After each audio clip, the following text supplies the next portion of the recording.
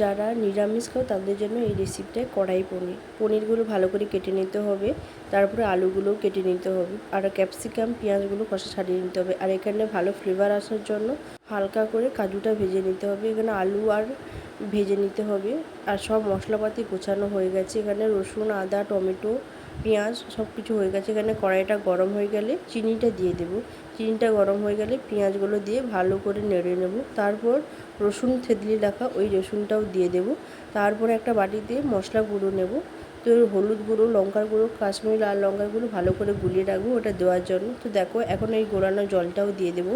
ভালো করে কষানো হয়ে গেলে আদা, কাঁচা লঙ্কা, টমেটো সব দিয়ে দেবো। যতক্ষণ না পর্যন্ত তেল ছাড়ে ততক্ষণ না এই জলটা দেবো না, মানে কাজুটা ভেজে রাখার ওই গুঁড়ো জলটা এখন দেবো না যতক্ষণ না তেল ছাড়ে। এখন তেল ছেড়ে দিয়েছে, এখন দিয়ে দিলাম।